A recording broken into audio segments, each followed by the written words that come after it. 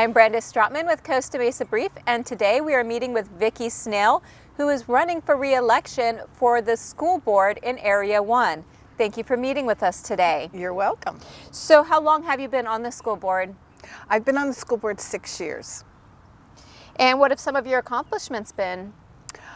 Well, the thing I'm most proud of is the career technology education pathways, which is something I really wanted to happen in our district. And what that is they're 4-year certification programs. At Estancia, we have construction technology, we have engineering, we have medical, and we have computer graphics. And it gives kids the opportunity to experience a career. And some of our students go right into jobs when they get out of school. Some of our students decide they want to go to a 4-year, become a doctor, become an engineer, and some of our students go to junior college and get a certification. They can become EMTs. So I think this is really important for our students. Not all students want to go to a 4-year college. Some of them want to get out into the workplace. It also gives them the opportunity to experience a career, to find out maybe they don't like it. And so I'm really excited about that. It is district-wide. Each high school has different areas, and I am also excited because we have now expanded it to our middle schools. And I would like to see it expanded to our elementary schools as well. Some of the science and math would be great to give these kids an opportunity to continue with careers. How long has that program been going?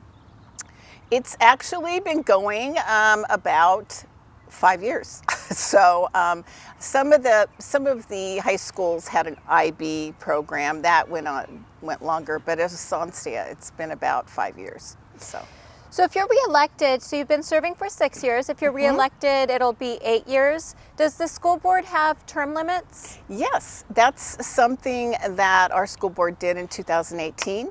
We voted to put it on the ballot. We're one of the few districts that have term limits, and I'm in favor of term limits. Our limit is 3 terms, and that would be 12 years because the terms are 4 years.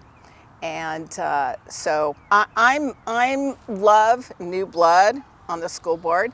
2 years ago, 2 of our long-term trustees retired, and we had 2 new trustees come on board. This year, 2 long-term trustees are retiring, so we'll have 2 more new people coming on the board, and I think that's great as long as you maintain some experience. And right now, I'm the second most experienced on the school board. Now, it's been a rough year, so I'm sure it's a tough re-election. So we're going to cover all that later. Sure. But first, let's talk about mental health. What is the school district doing for mental health? Well, we have a multi-tiered intervention program for our students. We have trained our teachers to identify when kids are exhibiting behavior that is problematic. We have hired 11 new mental health professionals in the last 2 years, and I'm really excited because we have just hired 2 general ed medical professionals for our elementary schools. I have talked to the elementary school principals, and they would all like to have access. They have access, but would all like an on-site mental health professional, social worker. We also have partnerships with USC and UCI, and to have some of their students come in to work with us. And we've trained our teachers as well. As I mentioned before, we've trained our teachers, and we're doing we have a lot of partnerships with outside groups that help our kids. Now, you said on-site social worker. So is that something you're working on or something that's being done right now? It's something we're working on that I would like to see. Right now we've hired 11 additional ones, so they rotate around. They're kind of on call. Now, when you say social worker, is that somebody that's working on the county level, like somebody that could actually open a case against problem parents? No, that is someone that works for us. They have all the training, but no, but they would report to the county if there are issues. And how about school psychologists? Does each campus have one? No, each campus doesn't have one. They rotate. They rotate between campuses. Now let's get on to the pandemic. It's been a really rough 6 months for everyone. I'm sure it was pretty hard at the school district level. So did you have a plan for shutting down before the county decided that? No, it was very quick. It was very quick. We were starting to plan, but it was a very quick shutdown. We had like a week's notice, and then we were shut down and went into distance learning. But we have been preparing since June for the reopening. So yeah, and you're right. We all want our kids back in school. We all know being on site with a teacher is the best way for kids to learn. It's good for their mental health, and so there's no arguing with that. So it's now about making it safe. Now that we're in orange, red. We're in red right now, but actually, Costa Mesa, and if you just took Costa Mesa and Newport Beach, we're more in the moderate down to orange. So we've got protocols, we've got plans. Each site has a plan to make things safe for our students and our teachers. But it's frightening. I understand that. What color code are we going to be 100% back in person? You know, I can't remember which code it's. The bottom one. Maybe it's yellow. I don't know. So when we go back 100% in person, does the school board plan on everything being normal again? Are we still going to require masks, social distancing? If we go back to normal, 100%, it would go back to normal. But we don't know what the health department's going to require. We follow health department requirements, state, county, and local. We follow that. So as far as we know, normal means normal, but maybe normal will be the new normal. So once back to the shutting down the schools back in March, so you had a week to prepare and everyone came up with Zoom. Where did Zoom come from? How did you find Zoom?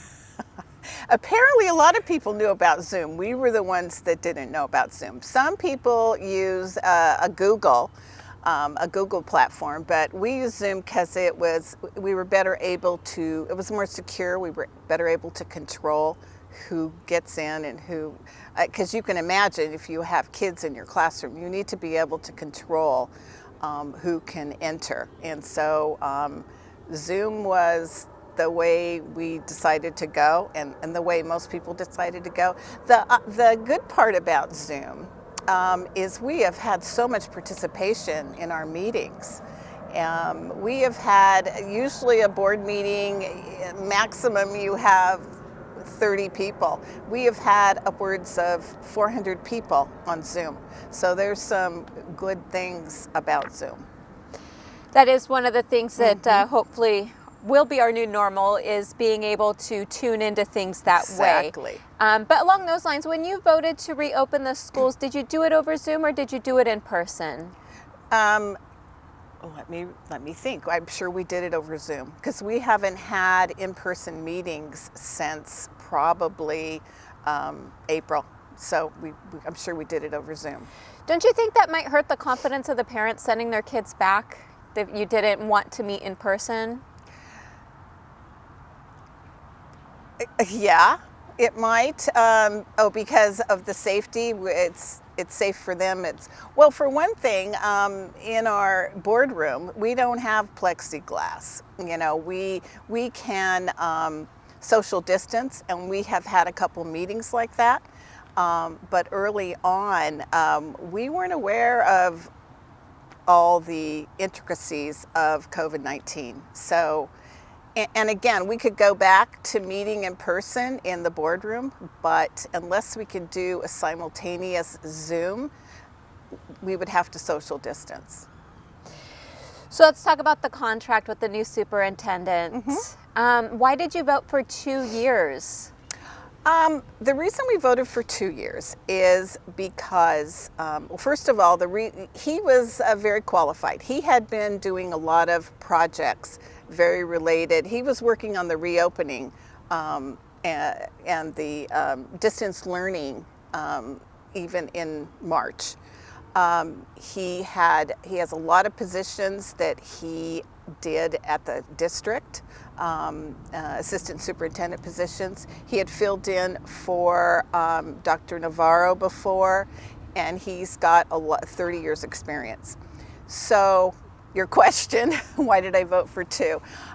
Because if his contract started in August, and so it would expire in August of 2021.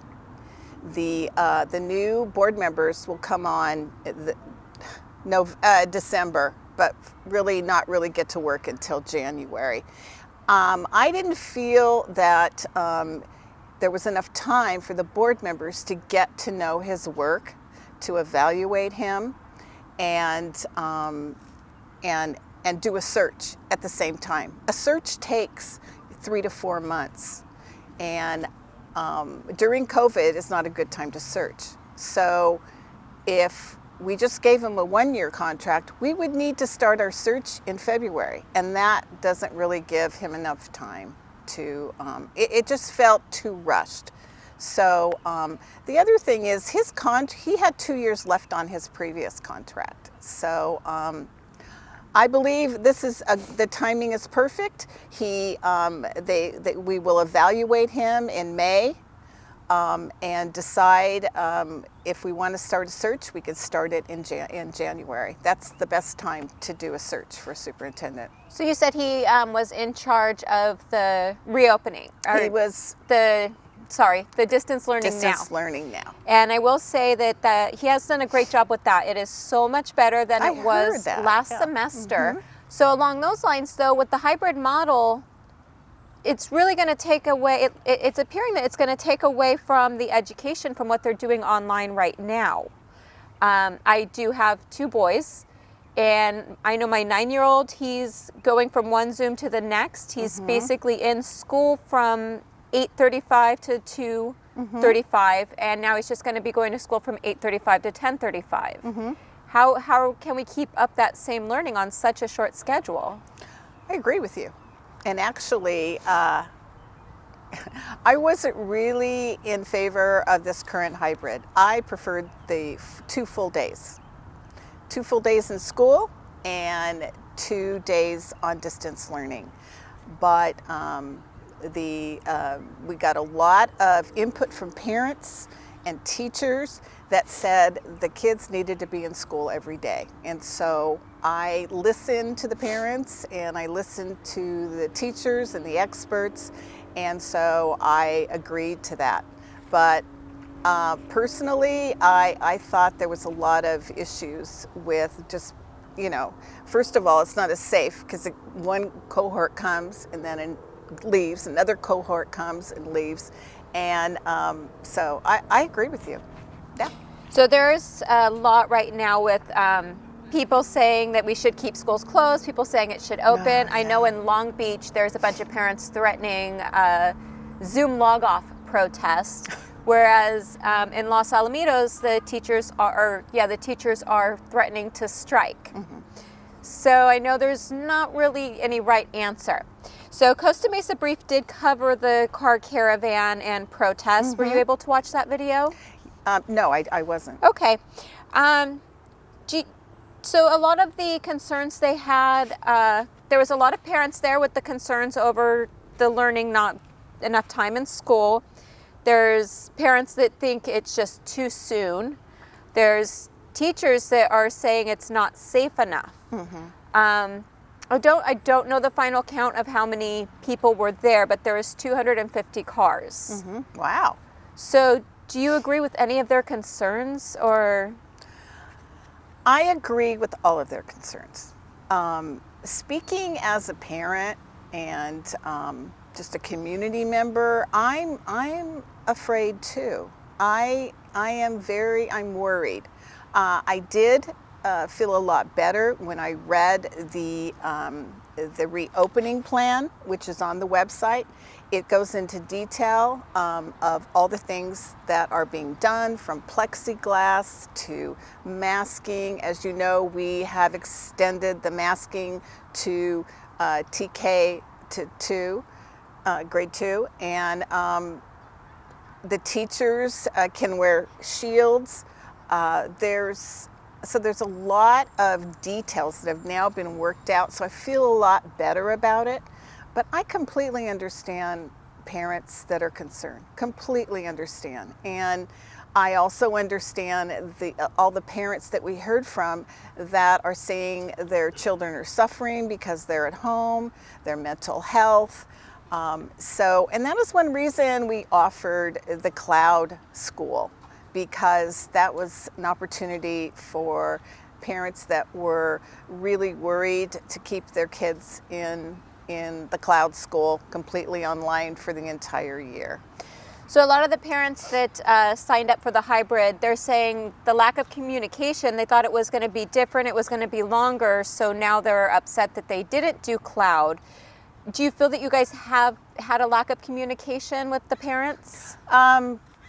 I feel that things changed, and because originally it was going to be all day, and so yeah, we changed it, and we changed it because we found that we couldn't do the all day and be safe.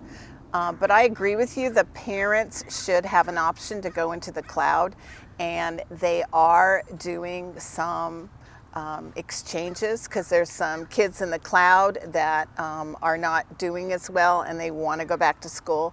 So I would encourage all parents to contact their principal, and they may be able to get into the cloud. I mean, we're really going to try to be accommodating, because we did change the hybrid model from the original one that was presented.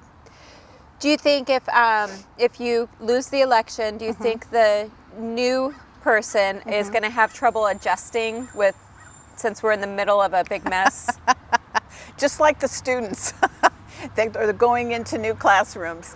No, I think she'll do fine. I think the board is very welcoming and collaborative, and so it will be fine. It will be different, but it's different for everyone right now. So, is it hard to campaign in the middle of trying to handle all the distance learning and changes constantly happening? Yes, it is. It's very difficult. In fact, I didn't really start campaigning until very recently. There was just too much going on at the district that needed my attention. We were meeting continually. There was all kinds of material coming through that needed to be read, and it just felt, it didn't feel right campaigning when there was so much going on. But so I started about a month ago. So what happened at Estancia High School with the pool being drained? Okay, yes, that was very unfortunate. We had a plan for the new aquatic center, and we wanted to have the optimum amount of time to work on it. So as soon as the swim sports were over, it was June, the pool was drained so they could start the demolition. And that way we were hoping to get the whole project done by the fall. And that's why the pool was drained. Unfortunately, it wasn't run by the school board, because the school board doesn't really approve all these little details of projects.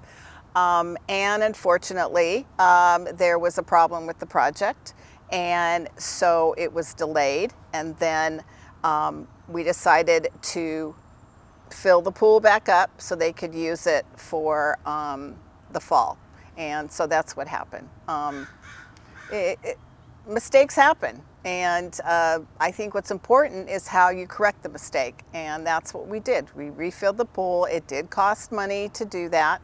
We did save money by not having the pool filled, but still it caused a lot of distress for the parents, and it was not good. So who authorized the draining then?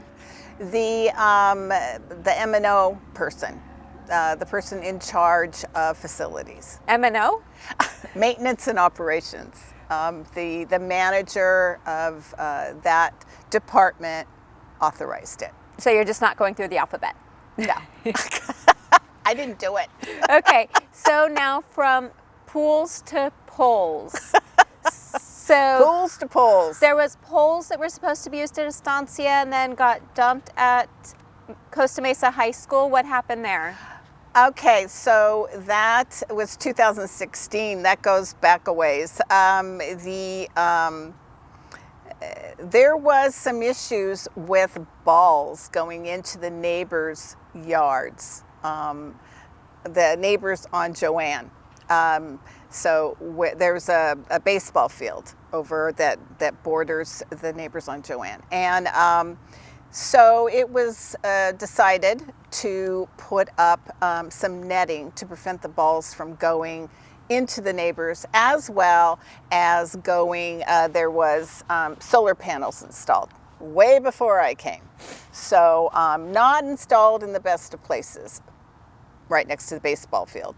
So, I mean, they talked about turning the field, a lot of things. But anyway, so these poles went up. And when someone tells you they're installing a netting behind a baseball barrier diamond, you don't think of poles that are as big as these trees.